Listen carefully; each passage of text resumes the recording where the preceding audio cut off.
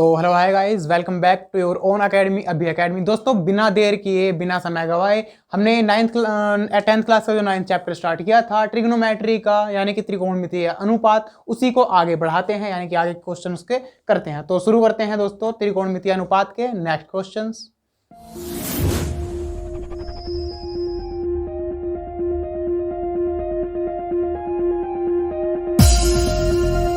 तो दोस्तों question number 3 पर हम चलते हैं। क्वेश्चन नंबर 3 में कह रहा है कि एक ठेकेदार बच्चों को खेलने के लिए एक पार्क में 2 फिसल पट्टी बनाना चाहता है। फिसल पट्टी बनाना चाहता है, पार्क में हम जाते हैं तो फिसलन पट्टी उसमें होती हैं जिसपे बैठकर बच्चे इस तरीके से फिसलते हैं। तो फिसल पट्टी जो होती है, क्वेश्चन नंबर 3 करने जा रहे हैं।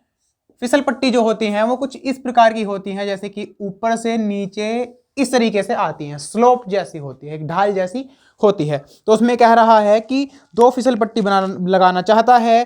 5 वर्ष से कम उम्र के बच्चों के लिए वह एक ऐसी फिसल पट्टी लगाना चाहता है जिसका शिखर 1.5 मीटर ऊंचाई पर हो और भूमि के साथ 30 डिग्री का कोण पर झुका हुआ हो। यानी कि जो इसका शिखर है ये जो है ये 1.5 मीटर ऊंचा हो, इसकी जो ऊंचाई है, हाइट है, वो 1.5 मीटर होनी चाहिए। और जो इसका ये झुकाव है, इस तरीके से जो स्लोप आया हुआ है, ये 30 डिग्री के एंगल पर झुका होना चाहिए, इस तरीके से। तो ये हमारा कुछ इस प्रकार से ही ये फिसल पट्टी बन जाएगी, आकृति बन जाएगी इस फिसल पट्टी की, ठीक है। उसके बाद ये कह रहा है कि जबकि इससे अधिक उम्र के, यानी कि जो 5 वर्ष से अधिक हैं, उन बच्चों के लिए वह 3 मीटर की ऊंचाई पर एक अधिक ढाल की फिसल पट्टी बनाना चाहता है जिसके लिए कोण 60 डिग्री दिया हुआ है। तो इसी के अलावा वो दूसरी जो बनाएगा उसमें वो 3 मीटर कह रहा है, तो 3 मीटर ऊंचाई होनी चाहिए इसकी, यानी कि इससे दुगनी कह रहा है। तो लगभग हमने इस तरीके से 3 मीटर मान लिया है इसको, और इस तरीके से आ जाएगा। और जो स्लोप है वो 60 डिग्री कह रहा है, 60 डिग्री है, तो यहाँ पर ये जो एंगल हो जाएगा वो हो जाएगा 60 डिग्री, 60 डिग्री यहाँ पर ये एंगल हो गया हमारा, हमने मान लिया इस तरीके से आकृति में। और ये हाइट हो गई 3 मीटर। तो इस तरीके से 2 फिसल पट्टी हो गई, एक ये और एक ये। तो इनको अलग अलग नाम दे दिए, ये फर्स्ट और ये सेकंड। नाम दे देंगे ए बी सी, इसको नाम दे देंगे P Q R.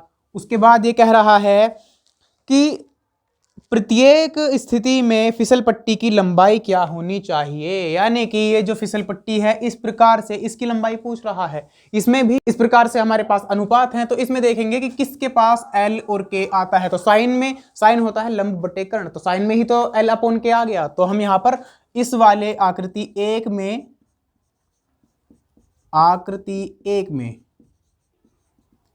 Sign theta ले लेंगे, साइन थीटा। तो साइन थीटा होता है एल अपॉन के, यानी कि साइन थीटा, थीटा के स्थान पर है 30 डिग्री, तो sine 30 degree is equal to L, यानी कि लंब की वैल्यू है 1.5 अपॉन के की वैल्यू तो हमें निकालनी है, कर्ण की निकालनी है। तो साइन 30 की वैल्यू क्या होती है, sine 30, sine cos tan cot और 0 30 45 60 90, ये जो सभी मान है ये निकालने के लिए मैंने एक अलग से वीडियो बनाई हुई है, तो उसको आप देख सकते हैं। लिंक जो डिस्क्रिप्शन में इसका लिंक मिल जाएगा आपको। इसके अलावा मैं बता देता हूं कि साइन 30 की किस प्रकार से वैल्यू निकालेंगे। 0 उसके बाद 30 आता है, तो 0 30 0 1, तो 1 आया, 1 के बटे में 4 कर दिया और इसका अंडर रूट कर दिया, तो 1/2 आ गई साइन 30 की वैल्यू। तो 1/2 इज इक्वल टू 1.5 अपॉन के, क्रॉस मल्टीप्लाई कर देंगे, के की 1 में करेंगे तो के इज इक्वल टू 2 की 1.5 में करेंगे तो 3 आ जाएगा। तो के की वैल्यू आ गई 3, यानी कि यहाँ पर कर्ण जो आ गया वो आ गया 3 मीटर। इसका मतलब क्या है, कर्ण जो था वो था फिसल पट्टी की लंबाई, तो हम लास्ट में लिख देंगे कि अतः फिसल पट्टी की लंबाई बराबर 3 मीटर। इस प्रकार से हो गया। सेकंड कंडीशन में देख लेते हैं। सेम क्वेश्चन हमें, सेम कंडीशन हमें सेकंड वाले में लगाना है, यानी कि आकृति सेकंड में, इसमें भी लंब है, कर्ण निकालना है और कोण दिया हुआ है, तो साइन थीटा ही लगाएंगे। तो इसमें भी साइन थीटा ले लेंगे, sine theta is equal to L upon K, तो sine 60 degree. Guys I hope के इसके बाद ये क्वेश्चन सेम इसी प्रकार से करना है, तो इसके बाद आप इसको कर लेंगे। तो हम अब नेक्स्ट क्वेश्चन की तरफ चलने वाले हैं, इसको आप करेंगे और जिस किसी को भी इसमें हल्का सा भी डाउट होगा वो मुझसे कमेंट्स में या फिर किसी भी प्रकार से आराम से बिना किसी परेशानी के पूछ सकते हैं। ठीक है फ्रेंड्स, तो चलते हैं नेक्स्ट क्वेश्चन की तरफ। क्वेश्चन नंबर 4 में कह रहा है भूमि के एक बिंदु से जो मीनार के पाद बिंदु से 30 मीटर की दूरी पर है। कोई भूमि पर एक बिंदु है, कहीं पर भी हमने इस तरीके से एक बिंदु ले लिया, क्वेश्चन नंबर 4 है ये।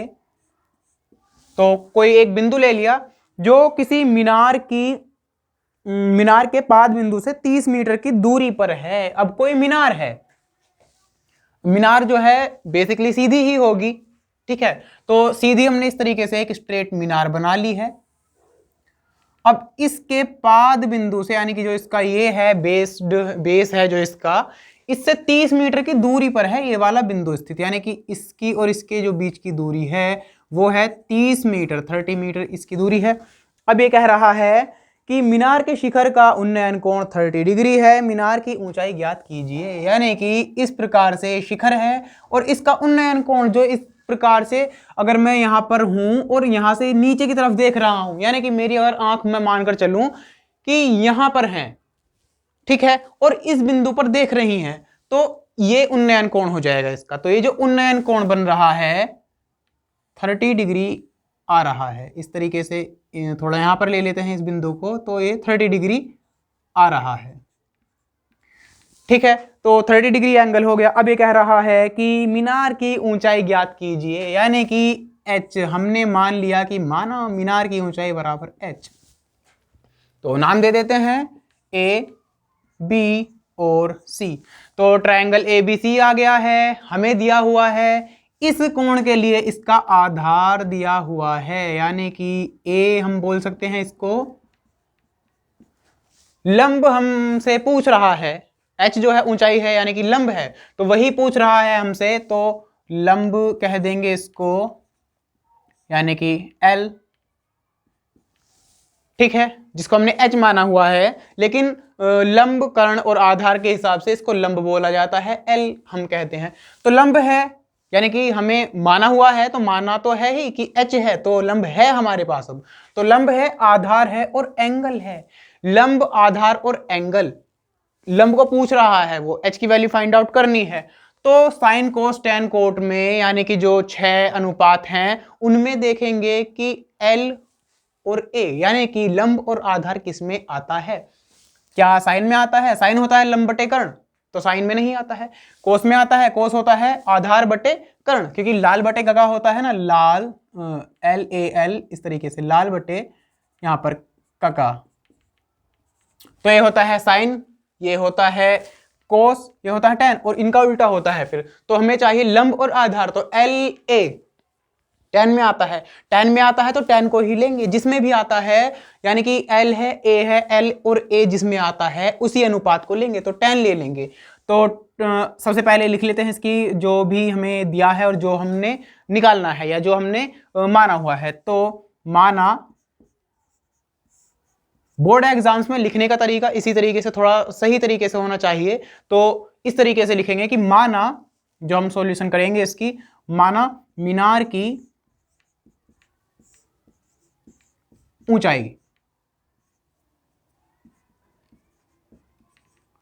माना मीनार की ऊंचाई बराबर h, मीटर में है तो मीटर में ही मानेंगे, ठीक है। अब ट्रायंगल,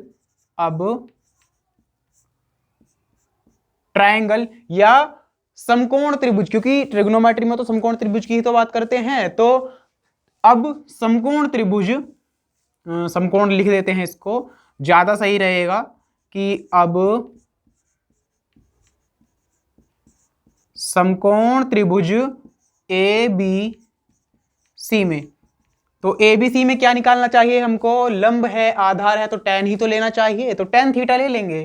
तो tan theta is equal to L/A, यानी कि लंब बटे आधार। टेन थीटा, थीटा की वैल्यू क्या है? थीटा की वैल्यू है 30 डिग्री, तो tan 30 degree is equal to लंब की वैल्यू है h, जो हमने माना हुआ था, h माना हुआ था, तो h अपॉन आधार की वैल्यू है 30, तो h अपॉन 30। अब tan 30 की वैल्यू क्या होती है दोस्तों? tan में जो है सबसे पहले तो मैं फिर से वही बात कहूंगा कि आप उस वीडियो को देख लीजिए, आपको समझ में आ जाएगा। लेकिन यहीं पर थोड़ा सा देख लेते हैं कि tan जो होता है वो होता है sin अपॉन कोस। तो tan 30 की वैल्यू होगी sin 30 अपॉन कोस 30। sin 30 की वैल्यू अभी पिछले क्वेश्चन में हमने निकाली थी 1/2। तो साइन 1/2 और उसके नीचे रखेंगे cos 30 की। cos 30 की वैल्यू क्या होती है? cos 30 की वैल्यू वो होती है जो sin 60 की वैल्यू होती है, यानी कि 0, 30, 45, 60, 0, 1, 2, 3। तो 3/4 का अंडर रूट, तो ये हो जाएगा √3/2। तो 1/2 और उसके भी बटे में √3/2। इसको उल्टा कर लेंगे तो ये हो जाएगा 1/2 गुणा 2/√3। तो 2 से 2 कट जाएगा, 1 बचेगा √3। तो tan 30 की वैल्यू आ जाती है 1/√3। यहां पर भी मैंने आपको इसको सिखा दिया है। तो 1/√3 इसको रख लेंगे is equal to h/30। Cross multiply कर लेंगे, 30 की 1 में करेंगे तो 30 हो जाएगा, h की √3 में करेंगे तो h√3 हो जाएगा। अब क्या करेंगे, हमें क्योंकि सिर्फ h की वैल्यू चाहिए तो h को इधर लेकर आ जाएंगे। तो h इज इक्वल टू 30 और ये जो √3 था मल्टीप्लाई में h की, वो 30 के अपॉन में आ जाएगा, डिवाइड में आ जाएगा। तो 30/√3 हो जाएगा। ठीक है फ्रेंड्स, तो h इज इक्वल टू 30/√3 है। अब हम क्या करेंगे, ये तो 30/√3 है, 30 को तोड़ लेंगे 3 × 10 यानी कि 3 × 10 में। तो 30 को तोड़ दिया 3 × 10 में। अब 3 है, 3 को भी तोड़ लो, 3 को तोड़ सकते हैं √3 गुणा √3 में। तो इसको इस तरीके से लिख देते हैं ये कि √3 गुणा √3, ये तो हो गया 3 और गुणा 10। तो √3 की √3 में करी तो 3 और 3 की 10 में करी तो 30, तो 30 ही तो रहेगा अब भी। तो 30/√3 को कर दिया √3 गुणा √3 गुणा 10/√3। तो अब क्या हो जाएगा, 3 से √3 कट जाएगा। तो h इज इक्वल टू आ गया 10 × √3 यानी कि tan√3। h की वैल्यू आ गई। तो लास्ट में क्या लिखेंगे, अतः मीनार की ऊंचाई, क्योंकि हमने h जो माना था वो मीनार की ऊंचाई को माना था। तो लास्ट में लिख देंगे अतः मीनार की ऊंचाई बराबर tan√3 मीटर। आंसर। ठीक है फ्रेंड्स, तो इस प्रकार से इस क्वेश्चन को सॉल्व करेंगे। जल्दी से चलते हैं नेक्स्ट क्वेश्चन की तरफ। क्वेश्चन नंबर 5 की ओर चलते हैं। क्वेश्चन नंबर 5 में कह रहा है कि भूमि से 60 मीटर की ऊंचाई पर एक पतंग उड़ रही है। एक पतंग उड़ रही है भूमि से 60 मीटर की ऊंचाई पर।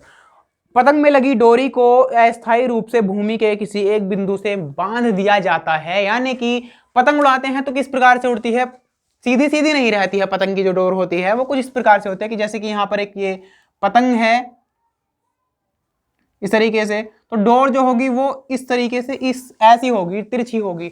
लेकिन ट्रिग्नोमेट्री में क्या है, ये हमसे कहकर चलता है कि इस प्रकार से मानकर कि डोर में कोई झोल नहीं है, यानी कि डोर सीधी सीधी है और अस्थायी रूप से किसी एक बिंदु पर बांधी हुई है, या किसी एक बिंदु पर उसको एक जगह टिका दिया है। तो वही कह रहा है कि अस्थायी रूप से भूमि के एक बिंदु से बांध दिया गया है। भूमि के साथ डोरी का झुकाव 60 डिग्री है, यह मानकर कि डोरी में कोई ढील नहीं है। यही कह रहा है कि कोई इस प्रकार की ढील नहीं है, स्ट्रेट है जो डोरी है, बिल्कुल सीधी है। डोरी की लंबाई ज्ञात कीजिए। तो दोस्तों क्या क्या दिया हुआ है देख लेते हैं, चित्र को बना लेते हैं क्वेश्चन के अकॉर्डिंग। हमने मान लिया यहाँ पर एक पतंग है और ये इसकी डोरी है, किसी बिंदु से बिंदु से लगी हुई है और 60 डिग्री कह रहा है। तो थोड़ा इस तरीके से बनाना पड़ेगा ताकि 60 डिग्री लगे कि हाँ 60 डिग्री जितना ही है। तो इस तरीके से मान लिया कि इस बिंदु पर ये अस्थायी रूप से जोड़ी गई है, बांधी गई है, जहां पर ये 60 डिग्री का एंगल बना रही है। यहाँ पर ये पतंग है और उसके बाद है भूमि से 60 मीटर की ऊंचाई पर, यानी कि इस पतंग से जो ये ऊंचाई है, ऊंचाई जो होगी बिल्कुल सीधी सीधी होगी। जैसे कि मेरे ऊपर पतंग है तो बिल्कुल ऊपर से जहां जमीन पर जाती है बिल्कुल सीधी, एकदम जो जमीन से लगते ही वो 90 डिग्री का एंगल बनाए, सीधी सीधी जाए। तो वहां पर उसकी ऊंचाई क्या आता है, तो इस तरीके से इसकी ऊंचाई हो जाएगी।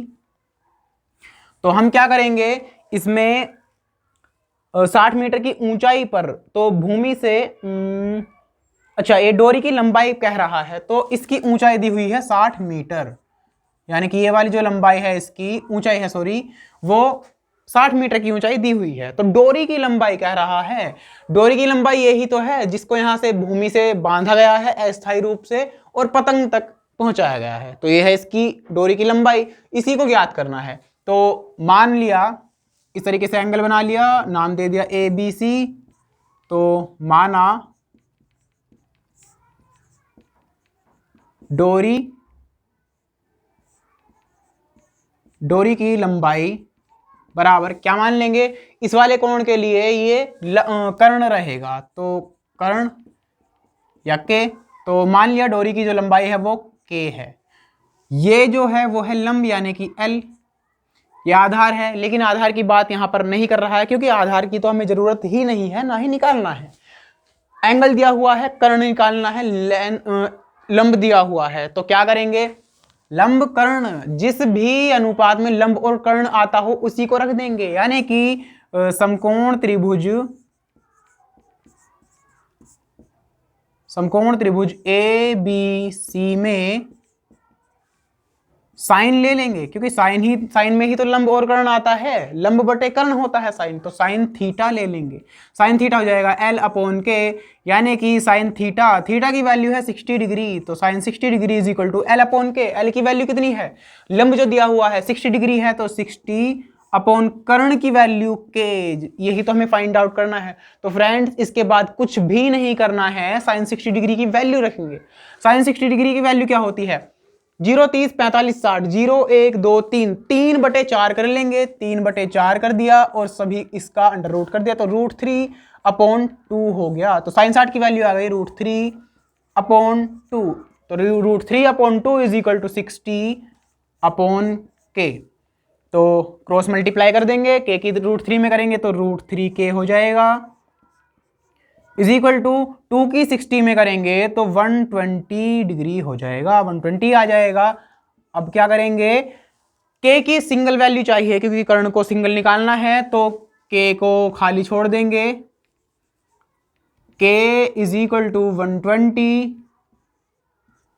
और ये जो √3 था ये इधर आ जाएगा तो अपोन में हो जाएगा, यानी कि 120/√3। अब K की वैल्यू सीधी सीधी कैसे निकालेंगे, हम यहां पर कहते हैं कि परिमेयकरण करेंगे, यानी कि इसका परिमेयकरण करेंगे। जैसे कि पिछले क्वेश्चन में किया था, 30 को हमने √3 गुणा 10 में तोड़ लिया था, इसको भी वैसे ही तोड़ सकते हैं। 120 को √3 गुणा 40 के रूप में तोड़ सकते हैं, लेकिन इसके अलावा हम इसका परिमेयकरण भी कर सकते हैं, वो भी सेम प्रोसेस है, उसी तरीके से करते हैं उसको भी। जैसे कि गुणा कर दी हमने √3/√3 से, यानी कि √3/√3 से इसमें गुणा कर देंगे, जो बटे में होता है उसी से गुणा कर देते हैं, ये परिमेयकरण हो जाता है।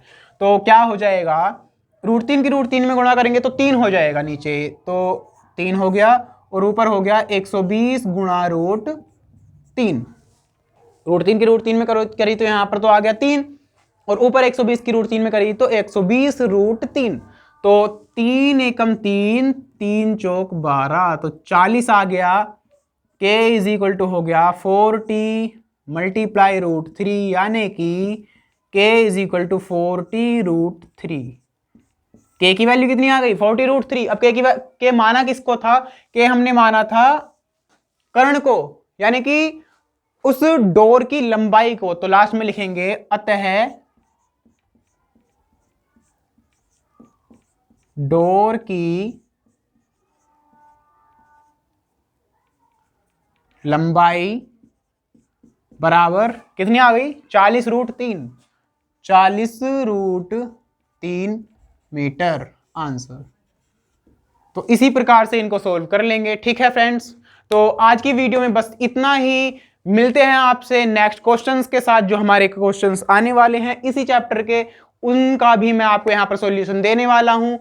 अभी तक के लिए दोस्तों, यदि आपने मेरी वो वाली वीडियो नहीं देखे जिसमें मैंने आपको बताया था कि 0 30 45 60 के लिए साइन कोस टैन कोट में किस प्रकार से इनके अनुपातों की वैल्यू निकालेंगे, वो सिखाया था, तो उसको जल्दी से देख लीजिए, जिसका लिंक आपको डिस्क्रिप्शन में मिल जाएगा। और दोस्तों जल्दी से नेक्स्ट वीडियो लेकर आने वाले हैं इन्हीं क्वेश्चंस की, तो चैनल को यदि अभी तक आपने सब्सक्राइब नहीं किया है तो जल्दी से सब्सक्राइब कर दीजिए, और अपने फ्रेंड्स के साथ, जो भी आपके क्लासमेट्स हैं उनके साथ इस चैनल को या इस वीडियो को शेयर कर दीजिए। तब तक के लिए विश यू हैप्पी एग्जाम्स।